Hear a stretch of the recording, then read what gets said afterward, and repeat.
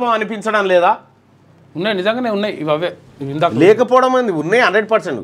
మచ్చల జింక మరణ వాంగ్మూలం అంట. అక్కడ హెచ్సిలో ఉన్నాయి, కుక్కలు గరిచినాయి, నెమళ్ళు ఉన్నాయి, కుక్కలు గరిచి ఇప్పుడు ఎంత పెద్ద అడవి చూడేది. అవునవును, ఎంత సాపేసి పడేసారు. అది అడవే కాదన్నారు, వాస్తవానికి అది చాలా దట్టమైన అడవి అన్న.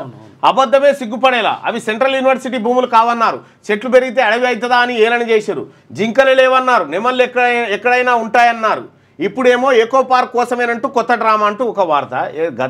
ఇప్పుడు తెలంగాణ రాష్ట్ర ప్రభుత్వము అందులో జింకలు లేవని చెప్పలేదు, నెమలు లేవని చెప్పలేదు.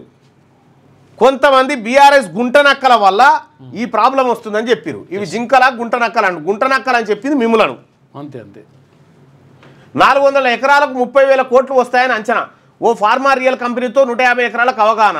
వర్సిటీ భూములు అమ్మితేనే రేవంత్ సర్కార్ పూట గడిచేది. వర్సిటీ భూములపైకి వందలాది బుల్డోజర్లతో దండయాత్ర. ఇప్పటికే దాదాపు 100 ఎకరాలకు పైగా చెట్లు కూల్చివేత. సుప్రీంకోర్టు జోక్యంతో సర్కార్ గొంతులో వెలక్క.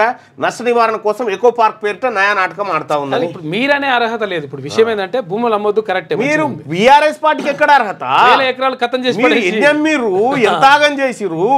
అశోకవనం చేస్తారు హైదరాబాద్ ను. ఇప్పుడు శాంతి ట్రిపుల్ 1 జీవో పరిధిలో ఎంత కొట్టేస్తారు. శాంతి జపం చేస్తారు. మళ్ళీ శాంతి జపం.